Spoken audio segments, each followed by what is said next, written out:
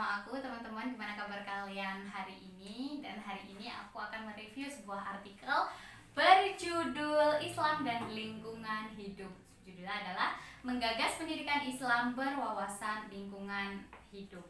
Ada 4 poin yang akan aku sharing ke kalian. Aku akan bawakan ke kalian dari artikel yang sudah aku baca. Yang pertama adalah hilangnya harmoni dengan alam. Nah, nanti kita akan bahas gimana sih harmoni manusia dengan alam gitu. Terus yang kedua, Islam dan lingkungan hidup. Nah, tentang Islam dan lingkungan hidup. Terus kemudian yang ketiga, pendidikan Islam berbasis lingkungan. Dan yang terakhir, yang keempat adalah model alternatif madrasah hijau. Ini sorry ya teman-teman, aku bawa review dari artikelnya yang sudah aku buat. Nah, langsung aja kita ke poin yang pertama.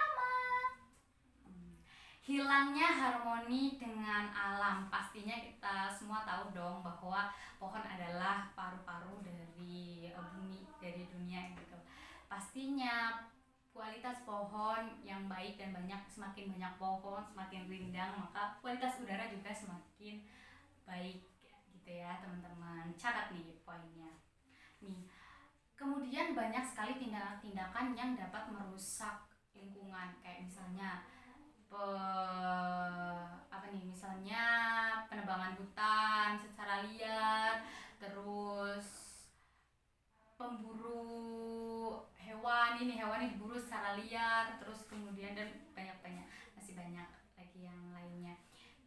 Yang pertama nih, yang masalah penebangan hutan secara liar. Pastinya kita tahu dong hal itu bisa menyebabkan longsor, bisa menyebabkan stabilitas tanah ini jadi berkurang ya. Terus banjir, buang sampah sembarangan, itu adalah satu tindakan yang bisa merusak alam, dan itu akan berimbas buruk kepada kita manusia. Dan oh ya teman-teman, aku tuh suka naik gunung gitu ya. Terus aku biasanya kalau naik gunung, ada beberapa gunung yang pernah aku daki, biasanya aku kayak melihat ada yang masih buang sampah sembarangan, padahal kita tahu di situ ada tulisannya dilarang membuang sampah, tapi tetap aja masih ada yang membuang sampah. Sementara kita tahu yang dibuang itu sampah plastik, bukan sampah organik. Dan sampah plastik itu terurai setelah 100 tahun. Bayangkan, umur kita aja belum tentu sampai 100 tahun itu plastik belum juga terurai, belum juga wafat gitu kan istilahnya. Nah, kayak gitu teman-teman. Itu hal-hal yang bisa menyebabkan hilangnya harmoni dengan alam. Jadi alam udah gak bersahabat lagi sama kita, orang kita yang sudah makin sembarangan gitu kan. Nah, yang kedua adalah Islam dan lingkungan hidup. Islam ini sangat respect terhadap lingkungan hidup gitu. Itu banyak hadis yang menjelaskan bahwa kita sebagai manusia harus saling menjaga alam, harus menghargai alam gitu. Nah, supaya alam itu tidak tercemar dan kita tuh bisa melangsungkan intinya akan melangsungkan hidup ini selaras dengan alam. Jadi dengan kita menjaga alam, berusaha menjaga alam, alam juga akan memberikan dampak positif terhadap kita. Kayak misalnya kita semakin banyak menanam pohon, artinya kita akan sering dapat udara segar gitu ya. Udara tuh akan semakin segar dan semakin rindang, nggak panas banget gitu ya. Pastinya mengurangi bencana longsor dong. Nah, terus yang poin yang ketiga adalah pendidikan Islam berbasis lingkungan. Nah, jadi pendidikan Islam ini banyak yang kemudian berbasis lingkungan gitu ya. Kenapa? Karena Al-Quran ini memiliki cita-cita yang sangat mulia supaya manusia dapat hidup selaras dengan alam. Nih, Allah itu menciptakan jin dan manusia untuk beribadah kepada Allah, dan Allah menciptakan alam sebagai tempat kita untuk beribadah kepada Allah. Jadi tempat untuk kita beribadah kita harus bisa menjaga, karena kita ibaratnya dititipin gitu loh. Maksud nggak? Nah, itu ya.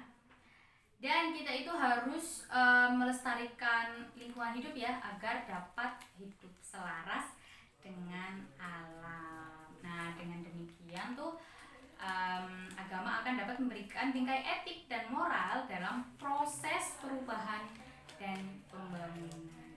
Itu ya. Terus poin yang terakhir adalah model alternatif madrasah hijau. Kalau aku lihat sekarang sudah banyak sekali sekolah-sekolah yang kayak sekolah alam gitu-gitu, yang mereka tuh pembelajarannya lebih kepada menjaga alam. Nah, untuk model alternatif madrasah hijau ini sebagai alternatif ya, dia ini lebih ke pendidikan yang membentuk manusia secara utuh baik lahiriah maupun batiniah dalam totalitasnya sebagai khalifah. Tahu kan tugasnya khalifah? Menjaga, memimpin, ya itulah ya intinya ya.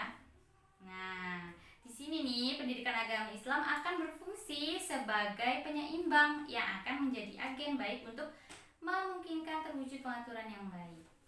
Gitu. Nah, tujuan dari adanya alternatif pendidikan madrasah hijau ini, pendidikan madrasah hijau ini adalah untuk mengubah paradigma orang-orang, paradigma tentang bagaimana sih cara menjaga alam, bagaimana sih cara kita berkontribusi langsung di dalam menjaga alam itu sendiri. Nah, segitu aja teman-teman review artikel yang bisa aku share ke kalian. Jangan lupa tinggalkan jejak di bawah sini, komen boleh, like, subscribe, dan jangan lupa bagi-bagi buat teman kalian ya. Oke, terima kasih. Semoga artikel kali ini yang aku sharing bisa bermanfaat buat kalian dan kita semua semakin sadar untuk menjaga alam dan menjadi hidup, kita bisa hidup lebih baik ya. Jangan buang sampah sembarangan. Terima kasih. Wassalamualaikum warahmatullahi wabarakatuh.